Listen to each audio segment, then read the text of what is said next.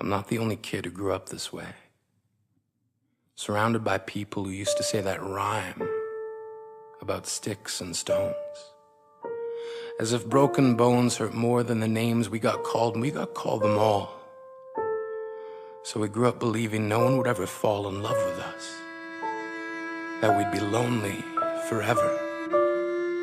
That we'd never meet someone to make us feel like the sun was something they built for us in their tool shed.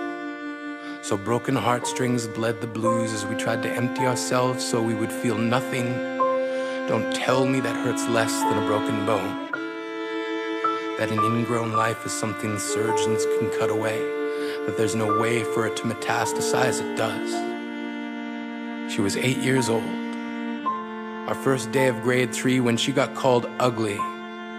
We both got moved to the back of class so we would stop getting bombarded by spitballs. But the school halls were a battleground where we found ourselves outnumbered day after wretched day. We used to stay inside for recess because outside was worse. Outside we'd have to rehearse running away or learn to stay still like statues, giving no clues that we were there in grade 5. They taped a sign to the front of her desk that read, "Beware of dog." To this day, despite a loving husband, she doesn't think she's beautiful because of a birthmark that takes up a little less than half her face. Kids used to say she looks like a wrong answer that someone tried to erase but couldn't quite get the job done.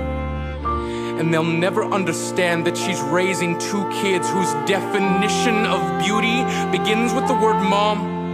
Because they see her heart before they see her skin. Because she's only ever always been amazing. He was a broken branch grafted onto a different family tree. Adopted. Not because his parents opted for a different destiny. He was 3 when it became a mixed drink of 1 part left alone and 2 parts tragedy. Started therapy in 8th grade. Had a personality made up of tests and pills.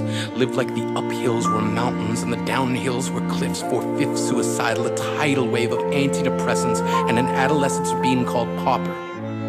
1 part because of the pills, 99 parts because of the cruelty. He tried to kill himself in grade 10 when a kid who could still go home to mom and dad had the audacity to tell him, "Get over it." As if depression is something that can be remedied by any of the contents found in a first aid kit. To this day, he is a stick of TNT lit from both ends. Could describe to in detail the way the sky bends in the moments before it's about to fall. And despite an army of friends who all call him an inspiration, he remains a conversation piece between people who can't understand. Sometimes being drug-free has less to do with addiction and more to do with sanity. We weren't the only kids who grew up this way.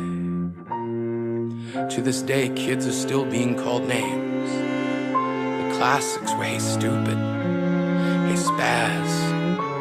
Seems like every school has an arsenal of names getting updated every year. And if a kid breaks in a school and no one around chooses to hear, do they make a sound? Are they just background noise from a soundtrack stuck on repeat when people say things like kids can be cruel? Every school was a big top circus tent, and the pecking order went from acrobats to lion tamers, from clowns to carnies. All of these miles ahead of who we were freaks. Lobster claw boys and bearded ladies. Oddities juggling depression and loneliness, playing solitaire, spin the bottle, trying to kiss the wounded parts of ourselves and heal. But at night, while the others slept, we kept walking the tightrope. It was practice, and yes, some of us fell. But I want to tell them that all of this is just debris left over when we finally decide to smash all the things we thought we used to be. And if you can't see anything beautiful about yourself, get a better mirror. Look a little closer. Stare a little longer. Because there's something inside you that made you keep trying despite everyone who told you to quit. You built a cast around your broken heart and signed it yourself. You signed it. They were wrong. Because maybe you didn't belong to a group or a clique. Maybe they decided to pick you last for basketball or everything. Maybe you used to bring bruises and broken teeth to show and tell but never told. Because how can you hold your ground if everyone around you wants to bury you beneath it? You have to believe that they were wrong. They have to be wrong. Why else would we still be here?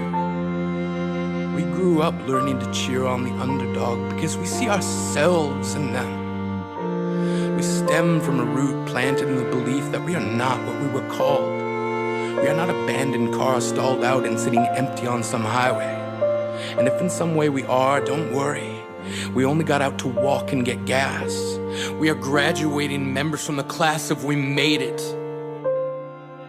Not the faded echoes of voices crying out names will never hurt me. Of course, they did.